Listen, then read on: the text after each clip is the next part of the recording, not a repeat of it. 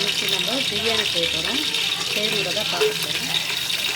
பட்டை லவங்க போட்டுட்டு ஒரு வெங்காயத்தை போட்டு நல்லா கிண்டணும். நல்லா பொன்னிறமாக வர வரைக்கும் நல்லா கிண்டி பண்ணால் தான் பிரியாணி நல்லாயிருக்கும். வெங்காயம் வதக்கிட்டு கொஞ்சம் உப்பு போட்டுக்கலாம். இன்னும் கொஞ்சம் வதங்கணும். இன்னும் வதக்கிட்ட பிறகு நம்ம தக்காளி போட்டுடலாம். வெங்காயம் வதக்கிட்டு தக்காளி போட்டுட்டோம்.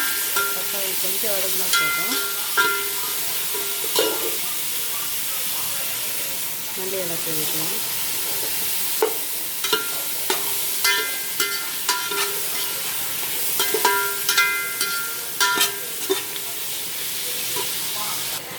இஞ்சி பூண்டு போட்டு நல்லா வதக்கணும். பச்சை வாசனை போகிற வரைக்கும் நல்லா வதக்கி எடுக்கணும்.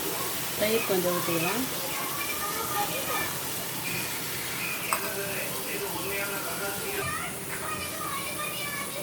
கரம் மசாலா, சில்லி பவுடர் தேவையான அளவு. இப்போ கறியை போட்டுட்டு நல்லா மிக்ஸ் பண்ணணும். தேவையான அளவு தண்ணி ஊற்றணும். நல்லா மிக்ஸ் பண்ணணும். தேவையான அளவு உப்பு போட்டுக்கணும். நல்லா கொதிக்குது. இப்போ ரைஸ் போட்டுடலாம்.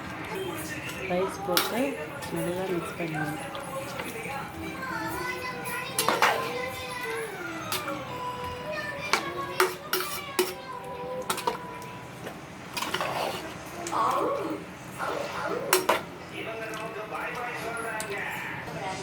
சுவையான பிரியாணி ரெடி ஆயிடுச்சு.